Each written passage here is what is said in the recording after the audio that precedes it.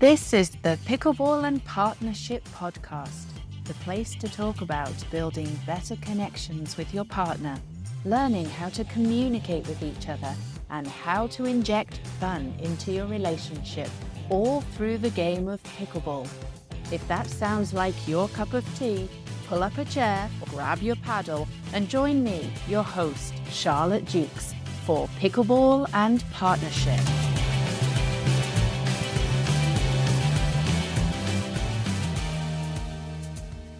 There are stories everywhere. We're constantly listening to stories, telling stories, reacting to stories. This episode is for you if you feel as though most of the time you're up in your head and your mind is driving the car and things don't feel in alignment. And what does this have to do with pickleball?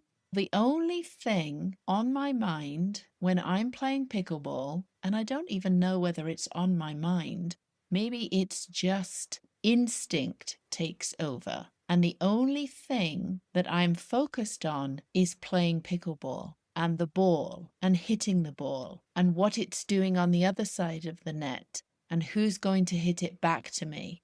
And there's no story in my head in that moment. I'm not telling myself anything about who I am or who I should be. I'm 100% wholly focused on getting that ball and hitting it back and not hitting the net and not hitting it out and making sure that the rally continues. And so it got me thinking, pickleball is such a in the moment activity. It's such a presencing activity where it doesn't matter where you came from, who your friends are, what your job is, how much money you make, what people think of you, what happened in the grocery line earlier on that day. It's all about being present and in the moment. It's about feeling whole and feeling aligned. It's also about being in one of the highest vibrations. Another high vibration is when I'm meditating. But pickleball comes a close second to that. We tell ourselves stories constantly. There are stories everywhere. Stories are all around us. We're listening to stories. We're telling ourselves stories. We're telling our friends stories. Socializing is listening to other people's stories and telling our own story to other people. There are positive stories, there are negative stories. Spielberg movies are stories. When I was growing up, I knew I wanted to tell stories. That's what it felt like in my heart. That's what felt like most aligned for me, was to tell stories. And there was a program for any of you that grew up in the UK called Jackanory. And Jackanory was about a celebrity or a well-known person came and sat in this great big chair, almost like a throne, and they would tell a story. And from a really, really young age, I used to love Jackanory. I used to love the anticipation, the eagerness of it. What are they going to talk about today? What's the story going to be about? And I knew that whatever it was going to be told in such an exciting, pulling me in kind of way that I would be completely focused. My attention would be on nothing but the story that the person was telling that day. We are mesmerized by stories. There was another TV show in the UK, again, when I was growing up, a little bit older, called, and don't laugh, John Craven's News Round. Oh my gosh, I absolutely loved John Craven. I think I wanted to be him, or I wanted to be a news reporter, very similar to Kate Adie, who I talked about in a previous episode of this podcast. But I could totally see myself as hosting a news reporting program. And so John Craven's News Round would come on for only 5 minutes at 5 o'clock And I think it was every day, or maybe it was just on a Friday. I'm not sure. I don't remember. But he would come on at 5 o'clock. And the music, as soon as I heard the music, I knew, oh, it's John Craven's Newsround. And he would report on interesting, fascinating stories that were applicable to young people. It was such a cool idea. I just loved it. And it really broadened my horizon. It broadened my perspectives on what was going on in my country, in Europe, in the world around us. And this was at a time before social media. So we as children were not exposed unless we watched the real news, the 10 o'clock news, the 6 o'clock news. And we weren't aware of what was going on even outside our community. But John Craven's Newsround was a way where we could plug into what was happening with other people around the country. They weren't awful stories. They weren't depressing stories. They were usually quite uplifting and motivating stories. But I used to love tuning into that. And then, of course, you think about books and authors and the stories that they tell and how we are absolutely enthralled by other people's stories and their storytelling. I wonder if this helps us to make sense of what's going on in our own lives, but it also gives us a glimpse into what's possible so that we are not constricted by what goes on in our own heads. We see more and more possibilities. And again, I mentioned meditating, but this is why I love to meditate, and I find such connection with meditation as a daily practice because it opens us up. It opens me up to infinite possibilities. So now I'm not just thinking about what I can visualize, what I can imagine. And I'm not even just thinking about what my family or my community or people that I'm connected with, my mentors, people that I come across on social media or podcasts that I listen to or audiobooks that I listen to. Now I'm connected to so much more than that. And there is really so much more out there. So how does this tie into pickleball? Yes, it does tie into pickleball because when we're playing pickleball, we are thinking only of what's going on in front of us, and we are not telling ourselves any other kind of story. And I think what I have found is that it's very easy to tell myself a story about whether I'm good enough or clever enough or athletic enough, pretty enough, compassionate enough, or loving enough, or kind enough. I think it's very easy to get caught up in the stories in our heads that convince us that we are in lack, that we are coming from a place of scarcity, that we're coming from a place of having to fix things. And we're not, we're whole. And I 100% feel whole when I'm playing pickleball because there is nothing else going on in my head. And it's interesting that we criticize and we judge ourselves as much as we do, because do we question and judge other people, other things as much as we question and judge ourselves? Maybe we do judge others, but I don't think it's as much as we judge ourselves. We certainly don't judge nature.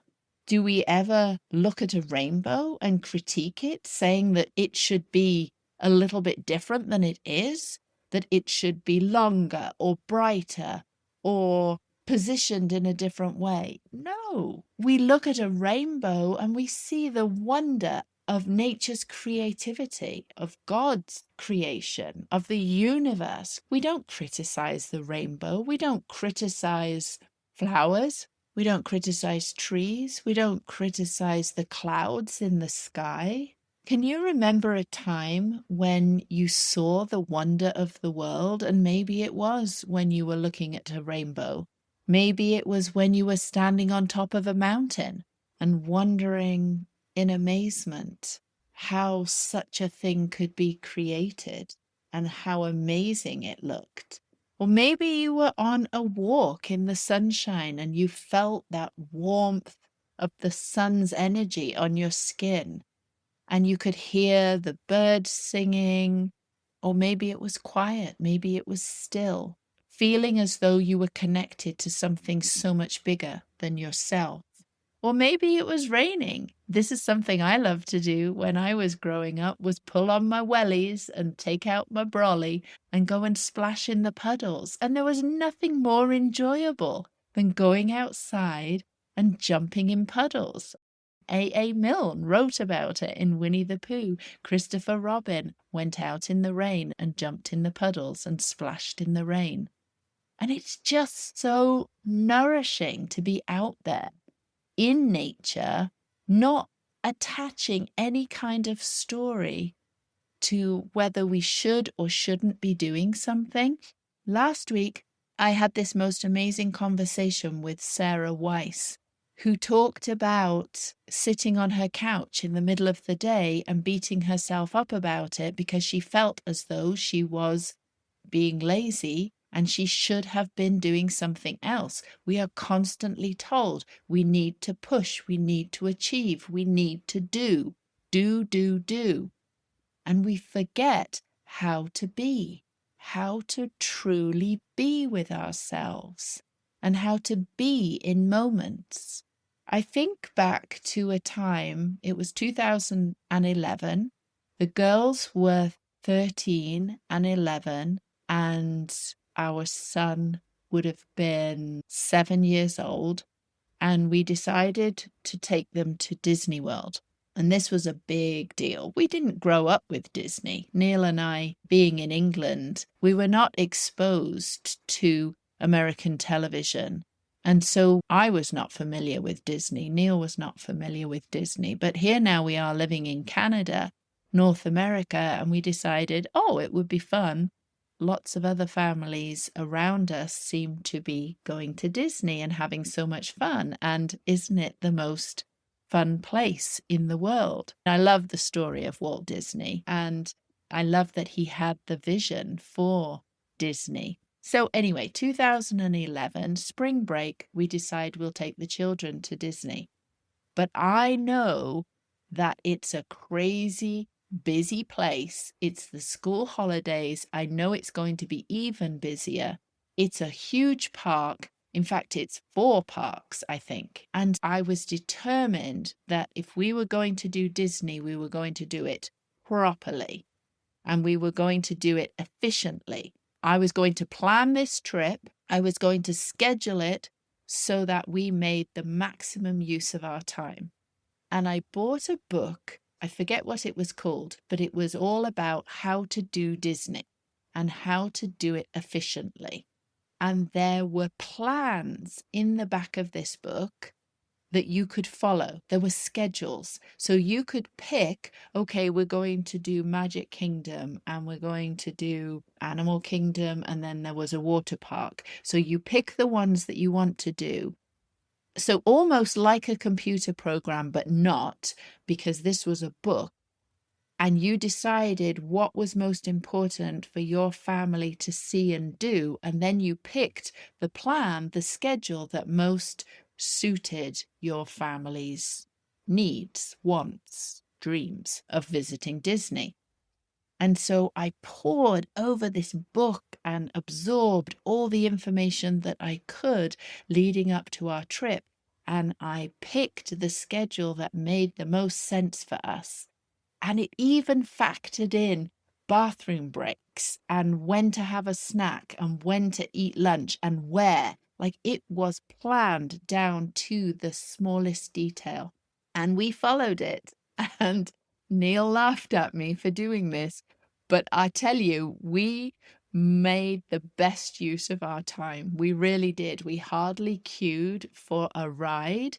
I think you could go and take tickets. I even forget what they were called, but you could go to a ride take like a rain check ticket, and then you had an hour window to come back to that ride. And when you came back, you could jump the line and get straight on the ride. And in the meantime, clutching your tickets, you would go to another ride that was close by that you could complete in that time and get back to the first ride to use your rain check tickets. Oh my gosh, it was like a military procedure. And we did it, and it was amazing, and the children loved it. I don't know that Neil loved it so much because I was telling him, oh no, you can't pee now. The bathroom break is not scheduled in at this time. But I was thinking about it the other day. Did I really enjoy it? There was some element that I did enjoy of planning it and executing this plan and knowing that we had got the most that we possibly could out of our time at Disney. But did I ever stop and really feel into the moment and enjoy the moment with my family and with my children? I don't know. It's interesting, isn't it? I think there were a lot of times in my life where I was so intent on trying to control things and trying to hang on so tightly because I really was coming from this place of lack and scarcity and desperation that I really didn't enjoy the moments along the way. I was definitely not in the flow. And I can honestly say that since starting to play pickleball, it has allowed me, amongst other things, and a completely different mindset is definitely included in that. But I almost want to say pickleball was one of the first vehicles that I used to be able to really presence myself. Because when you are on that court, and I know we've said it before, and I know Neil has said it before, but when you are on the court, you are thinking about where you are and what you're doing. And there is nothing else on your mind. There is nothing else on my mind. I'm not judging myself. I am not attaching any kind of story to how I should or shouldn't be playing. That may come afterwards. That may come before I step onto the court, but it's certainly not happening at that moment. In that moment, I'm having fun. And that is so important because as adults, we forget how to have fun. We don't even give ourselves permission to have fun because we are brought up being told time and time again that we need to work hard, we need to strive, it needs to be difficult. The more we struggle, the more we'll achieve, the better person we'll be. And honestly, that is just not the truth. And so in that moment of playing pickleball and not being in my head, dropping into my body, really feeling the sensations, I'm outside in the sunshine. And even if I'm playing inside, I'm here. I'm warm. I'm with my friends. I'm having fun. I'm laughing. I missed the ball. Oh my gosh, how silly was that in that moment? But it's fun and you laugh about it. And life doesn't have to be hard. I know there are challenges. We've all had challenges. We all continue to have challenges. But how about reframing that into, okay, what's the lesson here? Why is this showing up in my life? What is it teaching me? Because every challenge is a learning opportunity. Every challenge in pickleball is a learning opportunity, and every challenge in life is a learning opportunity. So here I am having a disagreement with somebody behind the counter at the bank, maybe. What is this showing me? Because everything that's within me, I'm projecting out into the outside world. So what is it in me that is causing this misalignment? If I feel as though the person on the other side of the counter is not being friendly, where in my life am I not being friendly? Where in my life am I not being friendly to myself? If I feel like the other person that I'm speaking to or disagreeing with is being objectionable or argumentative or miserable? Where in my life am I showing up being all those things with myself and with other people? And it's the same in a partnership too, because honestly, I have started to question, and I challenge you to question, if you feel as though the person you are in any kind of partnership with is not showing up in the way that you want them to. Maybe they're not being as loving as they could be, or as you feel they should be, or maybe they are not giving you the attention that you feel that they should be. I challenge you to question yourself. Where in your life are you not showing up in the most loving way that you can? Where in your life are you not showing up and giving your full attention? Kathy Heller taught me the most amazing magnetic person in a room is the person that is most loving. Actually, a higher vibration is being authentic. So I would even change that to say the most magnetic person in a room is the person who is being the most authentic. And I think that's one of my goals for starting this podcast, is to speak authentically, to speak from my heart. And I hope that is coming across to you, because that's definitely where I'm coming from. I hope that that is translating into the message in the way that that lands for you, because I look back on how I have managed relationships, how I have been a mum, how I've been a wife, how I've been a daughter, how I've been a sister, how I've been a friend. And I can see all the places where there were learning opportunities for me to look inwardly. And I think it was almost a default that I looked at other people and I put the blame on other people, on the other person. If Disney had not gone to plan, if that schedule had not worked out for us, I would have put the blame on the person who wrote the book, or I would have put the blame on the ride operator. I would have put the blame on someone else, on my external circumstances. And how many times do we do that? How many times in life do we say, this isn't possible for me because I don't have the resources, I don't have the money, I don't have the upbringing, I don't have the opportunities that other people have? And I'm sorry, I challenge you to question that. I don't believe that. I believe we all have the autonomy to give ourselves permission to show up for ourselves. That's the only thing we're waiting for. That's the only thing you're waiting for. I was waiting to give myself the permission to show up for myself, to make the changes in my life that I wanted to make without waiting for someone else to do that for me, without waiting for the situation to change around me so that I could then move into something that felt more aligned. No, I needed to give myself that permission. And even on the pickleball court, how often do we blame our environment, the other person, our partner that we're playing with? If they had taken that shot, we would have won the point. Or how often do we blame the ball? Oh, how many times do you see people looking at the ball? Oh, I missed that shot. I wonder if the ball is cracked. And maybe it is, but maybe it's not. How many times do we play with somebody and they say halfway through the game, oh, I just need to go and change my paddle. This one's not working for me. I do get that. I've done it myself so many times.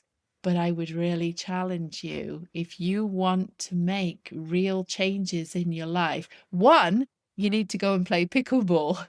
But two, we need to start looking at what's going on within us, inside of ourselves.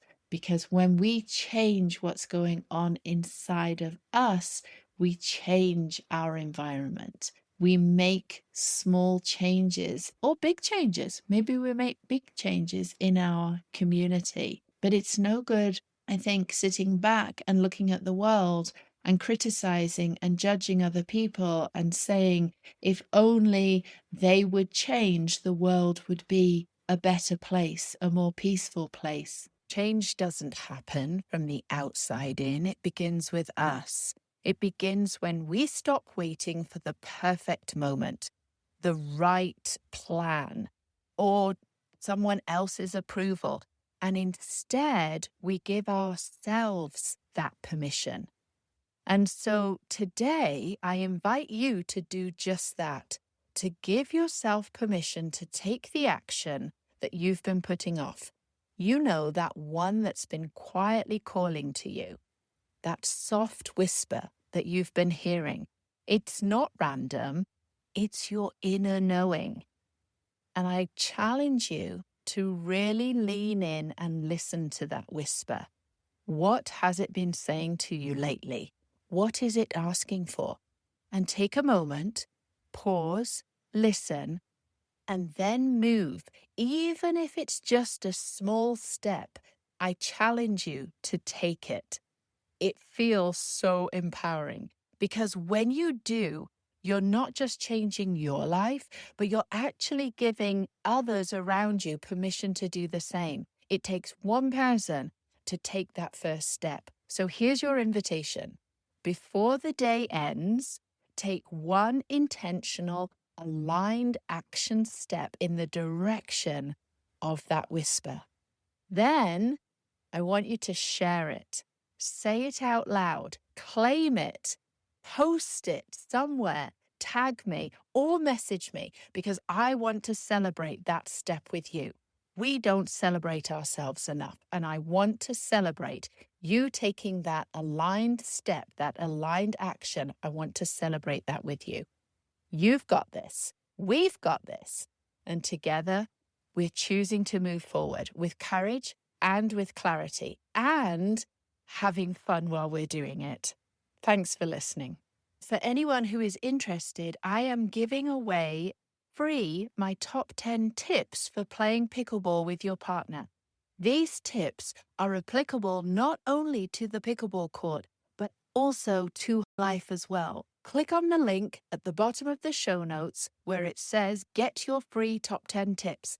And then let me know what you think and let me know which is your favorite tip. And I will mention you on next week's podcast episode. Thanks so much for listening today. I hope you enjoyed that conversation as much as I did. Anything mentioned, including links, notes, and a full episode list, will be over on our website at pickleballandpartnership.buzzsprout.com. If you got something out of this episode, be sure to follow or subscribe to Pickleball and Partnership on Apple Podcasts, Spotify, or wherever you listen so that you are notified of new and upcoming episodes. And if you're finding value in this podcast, a cost-free way to support us is to leave a 5-star review. It truly means the world to us. This will help more people access these real conversations. And if you haven't connected with myself or Neil personally, we would love to meet you and say hi over on our Facebook page.